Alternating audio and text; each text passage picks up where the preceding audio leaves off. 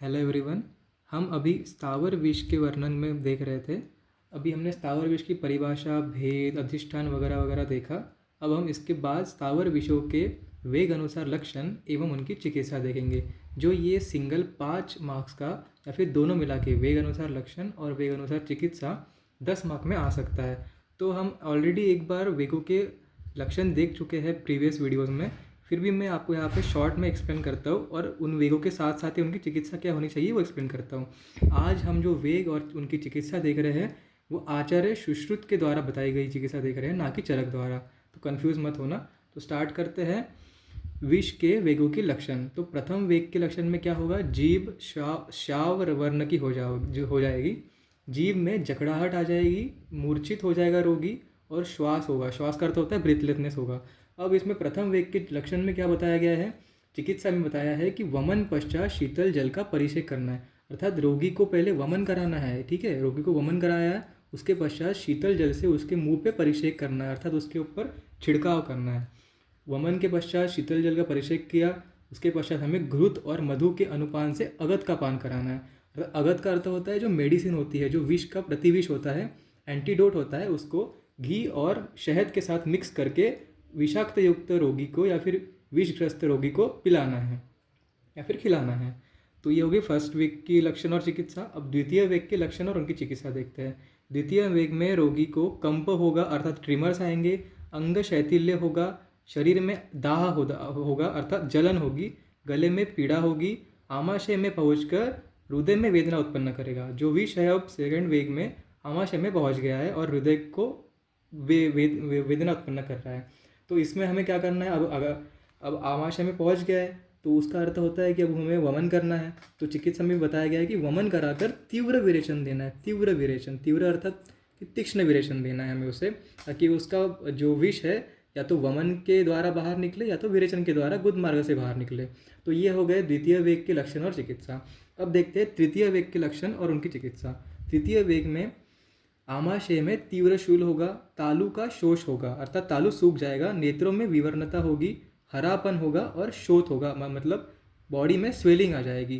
तो और इसकी जो चिकित्सा है, तृतीय वेग की चिकित्सा में बताया है कि अगध पान के साथ साथ, मतलब जो हमने फर्स्ट वेग की चिकित्सा में लिखा था कि अगध और मधु और घृत इन तीनों को मिक्स करके पान करना है, तो इसी अगध पान के साथ साथ रोगी को नस्य और अंजन का प्रयोग करवाना है, ठीक है। तो इसमें हमने ऐड क्या किया? नस्य और अंजन करा है, ठीक है। अब हम देखते हैं चतुर्थ वेग के लक्षण और उनकी चिकित्सा। चतुर्थ वेग में क्या होगा?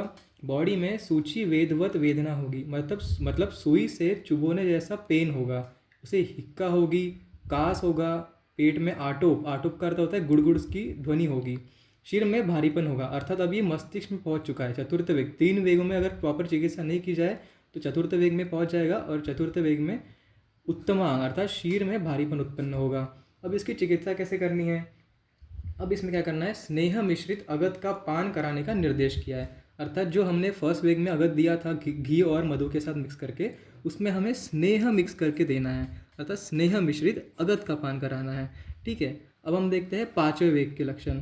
पांचवें वेग में कफ का स्त्राव होगा, संधियों में शूल होगा, सर्व दोषों का प्रकोप हो जाएगा। ये सबसे मेन पॉइंट है कि सभी दोष, तीनों दोष, वात पित्त कफ, इन तीनों का प्रकोप हो जाएगा, और पक्वाशय में वेदना होगी, अर्थात अब आमाशय से जो विष है नीचे की ओर पक्वाशय में आ गया है। तो अब इसकी चिकित्सा आचार्य ने बताई है कि मधुयुक्त मधुयष्टि के क्वाथ के अनुपान से अगध पान कराने का विधान किया है। अर्थात मधुयुक्त मधुयष्टि का क्वाथ, मधुयष्टि का अर्थ होता है मुलेठी, तो मुलेठी के क्वाथ के अनुपान से, मतलब मुलेठी का क्वाथ अनुपान के रूप में लेना है, और जिसमें हमें मधु डालना है, अर्थात उसमें हमें शहद डालना है, और अगध पान जो फर्स्ट वेग में बताया था चिकित्सा, वही अगध पान कराना है। अब हम देखते हैं षष्ठ वेग के लक्षण।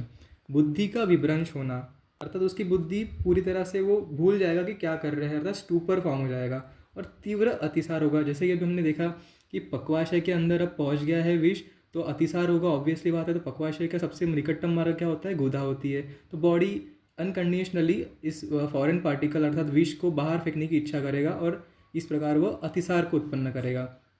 तो अब इसकी चिकित्सा अतिसारवत करनी है, क्योंकि हमने देखा कि अतिसार हो रहा है तो छठे वेग में अतिसारवत चिकित्सा करनी है और उसे दोबारा अवपीड़न नस्य देना है। अवपीड़न का अर्थ होता है किसी अ, स्वरस आदि को, मतलब किसी पत्ते वगैरह को अवपीड़ करके, निचोड़ कर उसका नस्य देना है नाक के द्वारा।